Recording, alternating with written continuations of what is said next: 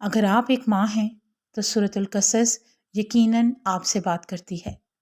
ہر وہ عورت جو اپنی اولاد کی وجہ سے آزمائش میں ہے تو سورۃ القصص اس سے مخاطب ہے۔ موسیٰ کی کہانی کا یہ حصہ جس میں اللہ تعالیٰ آپ سے مخاطب ہیں، آپ کو امید دلاتے ہیں۔ اسے پڑھیے اور دیکھیے، آپ موسیٰ کی ماں نہیں ہیں لیکن ایک عورت ہیں۔ یاد رکھیے، اللہ تعالیٰ نے اپنی کتاب عظیم میں ایک پورے باب میں صرف ایک کہانی نہیں سنائی۔ یہاں کسی اور نبی کا ذکر ہو سکتا تھا۔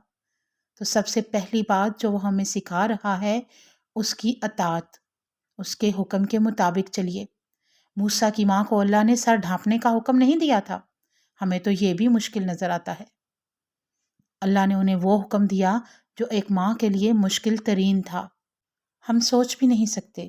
تصور کیجئے، ایک ماں جس نے ابھی بچے کو پیدا کیا ہو، اسے حکم ہو کہ اپنے بچے کو دریا میں بہا دو، پانی کے حوالے کر دو۔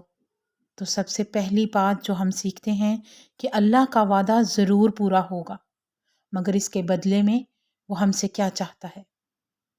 اطاعت۔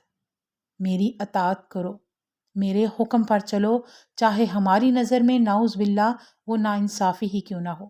معاف کیجیے گا، اللہ کا حکم کتنا ہی مشکل کیوں نہ ہو، ناممکن کیوں نہ لگے، عمل کیجیے۔ یہی موسیٰ کی ماں نے کیا۔ یا قدی فیہ، دریا میں بہا دو۔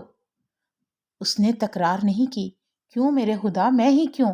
اے اللہ کیوں واپس لے رہا ہے؟ وہ شکایتیں جو ہم سب کرتے ہیں۔ انہوں نے عمل کیا اور اس کا پھل پایا۔ تو سب سے پہلے اللہ کی اطاعت کیجیے اور دوسرا اس کے وعدے پر کامل یقین کیجیے، خاص طور پر مشکل کے وقت میں۔ وعد اللہ الحق، اللہ کا وعدہ پورا ہوگا۔